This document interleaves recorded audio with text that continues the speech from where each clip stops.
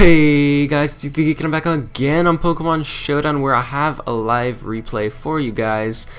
This week is probably just going to be a bunch of random live replays that I have. Currently I have two really good ones showing the importance of winning Weather Wars. Because in both of these, the winner of the Weather War, I'm not going to spoil whether it was me or my opponent, always ended up winning the match.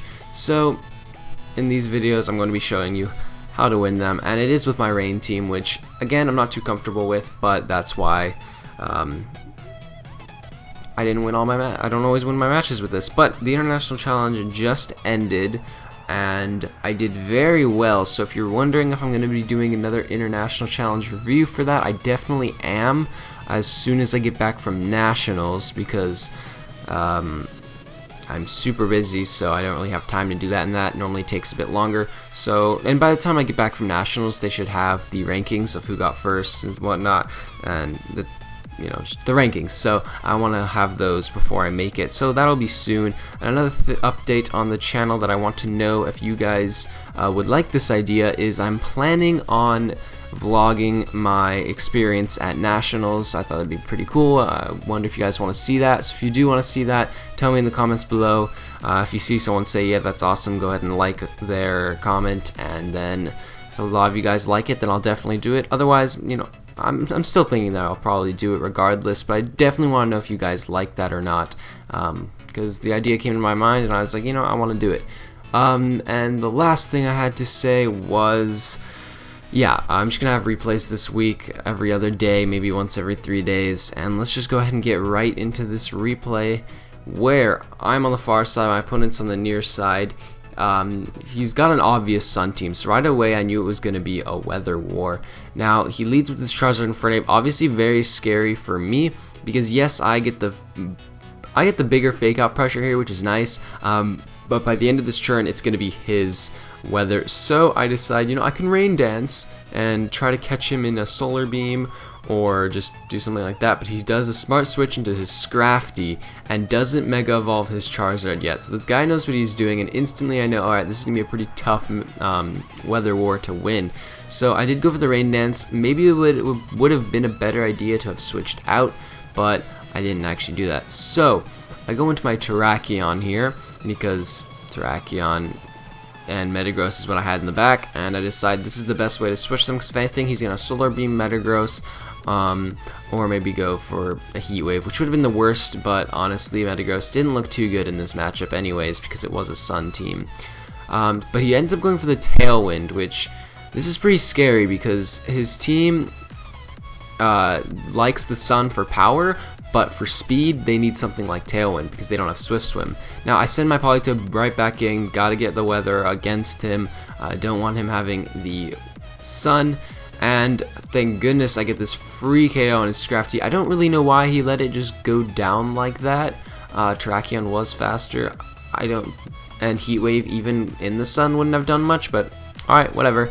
So here comes in Sylveon, and then he switches out his Charizard for Infernape.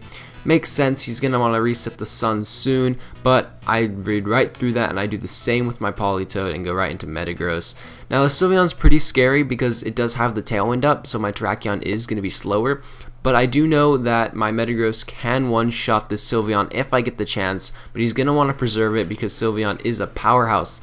Just look at that Hyper Voice damage on Metagross. What was that, like 25%?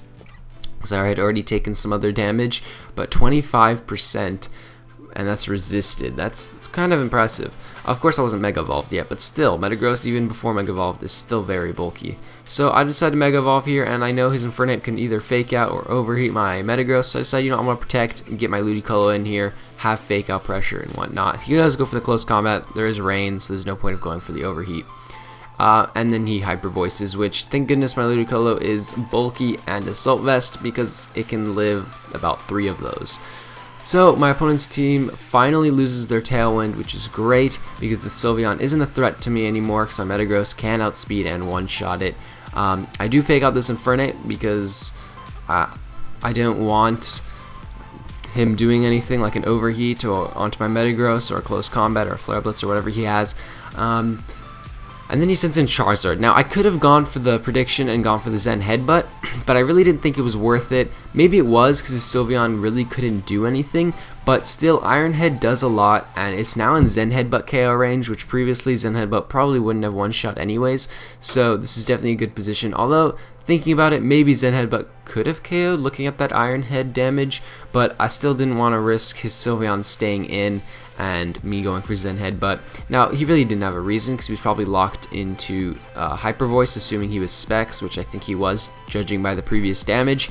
And Ludicolo, Metagross, they can easily take those Hyper Voices. So maybe the better play would have been to Zen Headbutt, but I still went the safe play. I wanted to take out his Sylveon. I mean, before he left in his Scrafty, so maybe he'd do the same with his Sylveon.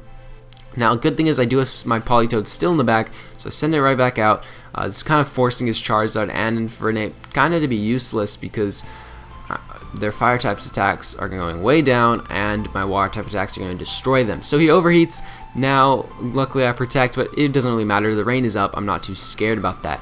So he goes for the Tailwind. Now, I know he has to switch out. He sets up the Tailwind, and yeah, it's good for him, but he really needs the Sun in order to actually win this. So I knew he was going to switch out into his Sylveon, so I wanted to Iron Head it.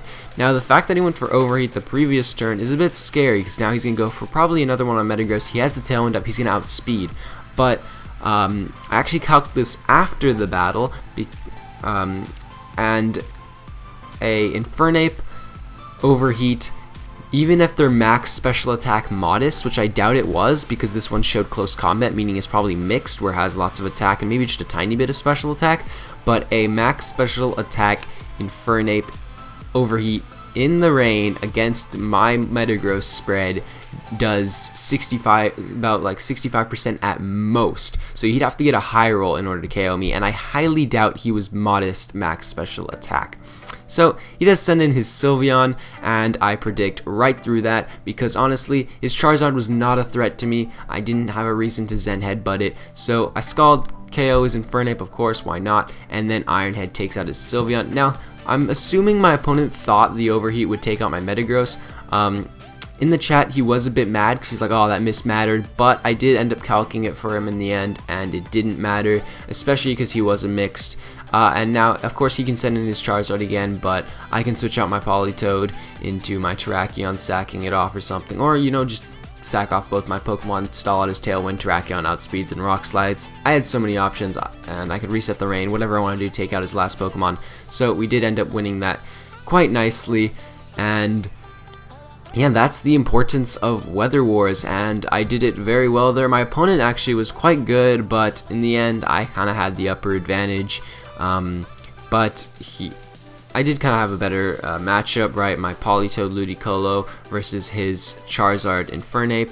I was water, he was fire, so even if he did have his sun up, I wasn't as threatened as much as he was of my water type attacks. But I hope you guys enjoyed this, and now I hope you see the importance of Weather Wars and how hard they can sometimes be. Yet that match seemed very close. We were both switching, we were both trading blows, yet I was able to win the Weather War the majority of the time, and I 4-0'd him, technically, 4-1 I guess, and still have quite a lot of health left, even though it seemed like such a close match. But other than that, guys, leave a like on the video if you guys enjoyed. Remember to comment down below what you think about vlogs and face cam in the future. By the way, I forgot to mention that. That's probably going to be once I get back from Nationals, all this stuff, and I'm planning, if I do well at Nationals, as a gift to myself, I'm going to go ahead and buy myself a capture card. If I have enough money, I'll have to see if I can do it, but I really want to, so definitely tell me what you guys think about that if you think it'd be awesome, because I really want to battle on Battle Spot.